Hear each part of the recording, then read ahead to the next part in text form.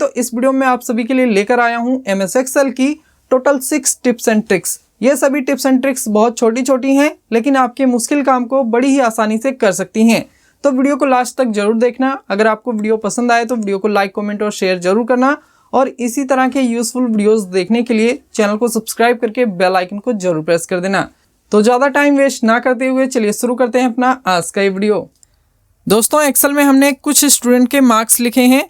हम यहाँ पर ये चाहते हैं कि जिस भी स्टूडेंट के मार्क्स 32 या उससे कम आए उसके सामने फेल लिखकर आ जाए, और जिस भी स्टूडेंट के मार्क्स 33 या उससे ज़्यादा आए उसके सामने पास लिखकर आ जाए।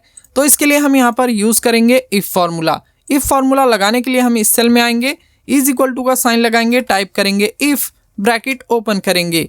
तो यहाँ पर फॉर्मूले का सिंटेक्स ओपन हो चुका है और यहाँ पर पहला आर्गुमेंट है लॉजिकल टेस्ट। तो इसके लिए हम इस सेल पर क्लिक कर देंगे। इसके बाद हम यहाँ पर ग्रेटर देन और इज इक्वल टू का साइन लगाएंगे। अब हम यहाँ पर लिखेंगे 33। इसके बाद हम यहाँ पर लगाएंगे कोमा। तो यहाँ पर जो अगला आर्गुमेंट है वैल्यू इफ़ ट्रू का, ये आ चुका है। अब इस फॉर्मूले में जो हमने कंडीशन लगाई है, इस कंडीशन को भी हम समझ लेते हैं ताकि आपका किसी तरह का डाउट ना रह जाए। तो यहाँ पर हमने कंडीशन क्या लगाई है, अगर ये वाली वैल्यू बड़ी हो या बराबर हो 33 के तो आप यहाँ पर क्या दिखाना चाहेंगे। तो यहाँ पर हम पास दिखाना चाहेंगे। तो इस आर्गुमेंट के लिए हमारा यहाँ पर टेक्स्ट आएगा पास। बाकी आप जो भी टेक्स्ट यहाँ डिस्प्ले करना चाहते हैं उसे आपको डबल कोट्स में लिखना होगा। तो यहाँ पर हम पास दिखाना चाहते हैं तो इसके लिए हमें पास को भी डबल कोट्स में लिखना होगा। तो हम यहाँ शिफ्ट और डबल कोट बटन प्रेस करेंगे, यहाँ पर डबल कोट्स आ जाएगा। इसके बाद हम यहाँ पर लिखेंगे पास। इसके बाद दोबारा से डबल कोट्स लगाना होगा। इसके बाद यहाँ पर ये जो आर्गुमेंट है ये भी कंप्लीट हो चुका है। अब इसके आगे बढ़ने के लिए हमें कोमा लगाना होगा। तो यहाँ पर जो अगला आर्गुमेंट है वैल्यू इफ फॉल्स का, ये आ जाएगा। इसका मतलब ये है कि यहाँ पर आपने जो कंडीशन लगाई है, अगर ये कंडीशन यहाँ पर ट्रू नहीं होती, अगर ये कंडीशन यहाँ पर सही नहीं होती तो आप यहाँ क्या दिखाना चाहेंगे।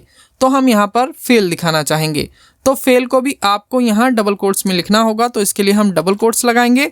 इसके बाद FAIL डबल कोट्स दोबारा से लगाएंगे। तो यहाँ पर जो फॉर्मूला है ये कंप्लीट हो चुका है।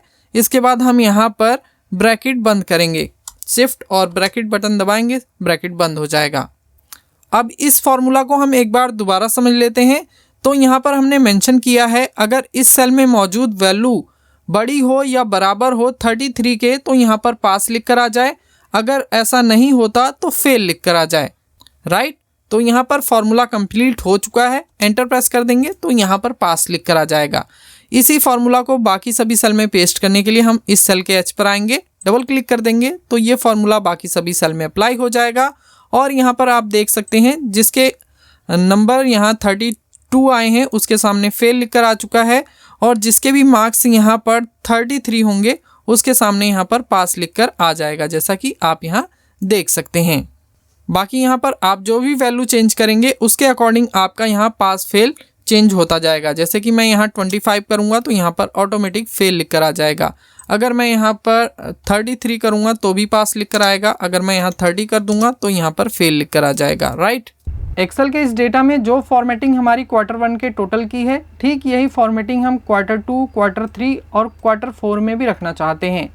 तो अगर आप माइक्रोसॉफ्ट एक्सेल में किसी सेल की फॉर्मेटिंग दूसरे सेल में अप्लाई करना चाहते हैं तो इसके लिए आप फॉर्मेट पेंटर का यूज़ कर सकते हैं।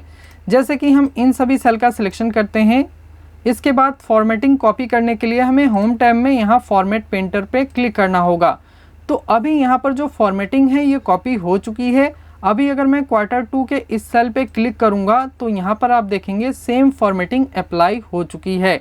अभी हमें Q3 में भी सेम फॉर्मेटिंग चाहिए। तो इसके लिए हम क्या करेंगे, हम दोबारा से फॉर्मेट पेंटर पे क्लिक करेंगे। तो यहाँ पर आप देखेंगे इस सेल की जो फॉर्मेटिंग है वो यहाँ पर कॉपी हो चुकी है। अब अगर मैं Q3 पे क्लिक करूँगा तो यहाँ पर सेम फॉर्मेटिंग अप्लाई हो जाएगी। अब दोस्तों यहाँ पर आप सभी नोटिस करेंगे कि एक बार क्लिक करने के बाद जो फॉर्मेट पेंटर है वो डिसेबल हो जा रहा है। अब अगर मैं किसी दूसरे सेल पे क्लिक करूँगा तो जो फॉर्मेटिंग है वो अप्लाई नहीं होगी। तो अगर आप सेम फॉर्मेटिंग को मल्टीपल सेल में पेस्ट करना चाहते हैं बिना फॉर्मेट पेंटर को डिसेबल किए तो इसके लिए आप ये ट्रिक फॉलो कर सकते हैं। सबसे पहले यहाँ पर हम इसे अंडू कर लेते हैं। जो भी फॉर्मेटिंग हमने लगाई है इसे हम पहले जैसा कर लेते हैं। इसके बाद हम क्या करेंगे, हम Q1 के इस टोटल की जो सभी सेल हैं इनका सिलेक्शन करेंगे।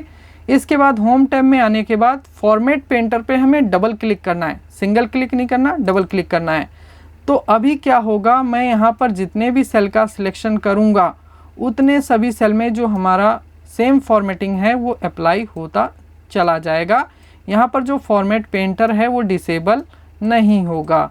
ओके, अगर आपको इसे डिसेबल करना है तो इसके लिए आप चाहें तो इस पर क्लिक कर सकते हैं, या फिर आप इसके बटन प्रेस करेंगे तो फॉर्मेट पेंटर यहाँ से डिसेबल हो जाएगा। अब अगर मैं किसी दूसरे सेल पे क्लिक करूँगा तो यहाँ पर जो फॉर्मेटिंग है वो अप्लाई नहीं होगी।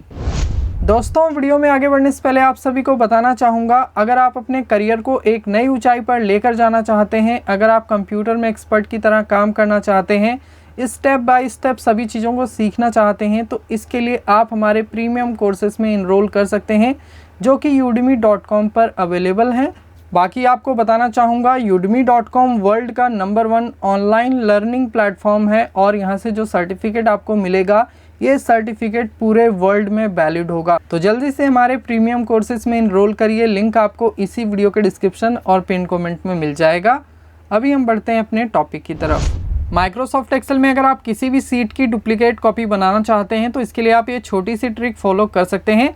सबसे पहले आप उस सीट को ओपन करेंगे जिसकी आपको डुप्लीकेट कॉपी बनानी है। इसके बाद आप अपने कीबोर्ड से कंट्रोल बटन दबा के रखेंगे और माउस की मदद से उसे ड्रैग करके साइड में लेकर आएंगे, राइट साइड में लेकर आएंगे, और जैसे ही आप कंट्रोल और माउस का लेफ़्ट बटन छोड़ेंगे यहाँ पर आप देखेंगे आपकी सीट 1 की जो डुप्लीकेट कॉपी है वो बन के आ चुकी है। दोस्तों, एक्सेल के इस सेल में हम अमित की नेट सैलरी फाइंड करके लाना चाहते हैं, लेकिन यहाँ पर जो सैलरी निकल के आई है इसमें हमने सिर्फ इनकम को जोड़ा है।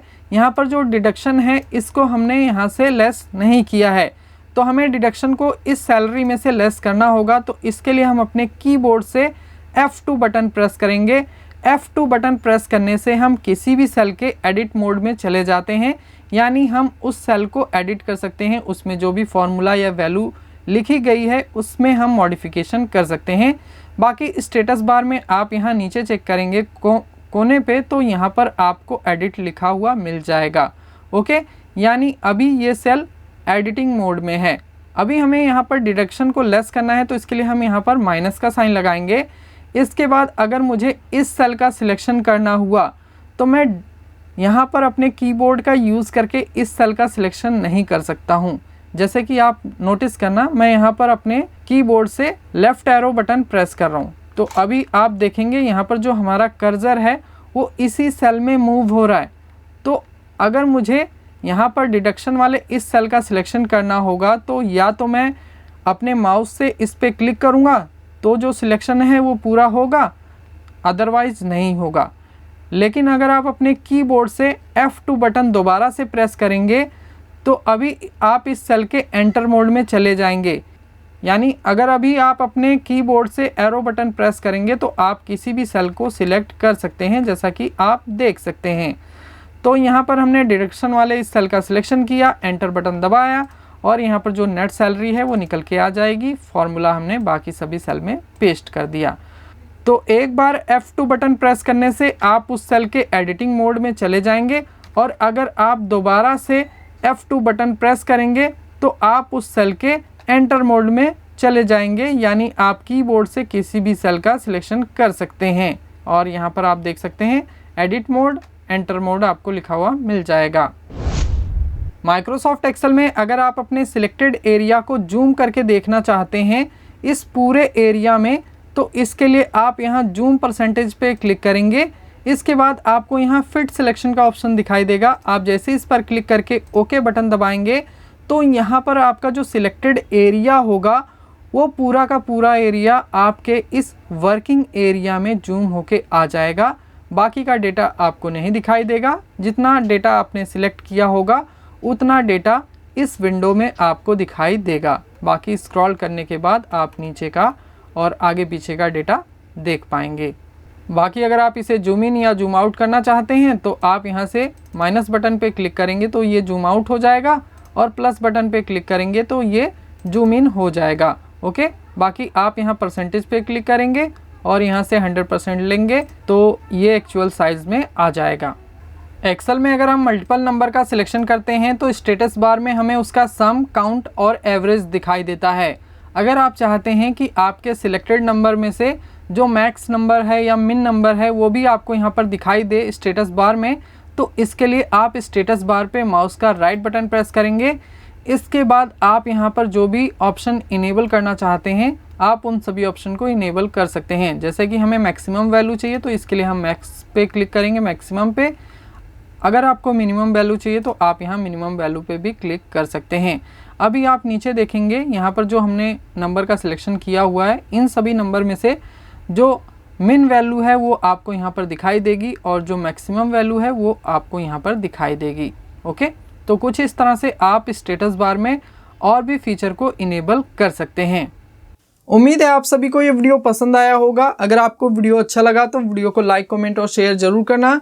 चैनल पर पहली बार आए हैं तो चैनल को सब्सक्राइब करके बेल आइकन को जरूर प्रेस कर देना अगर आप इसी तरह के यूजफुल वीडियोस देखना चाहते हैं।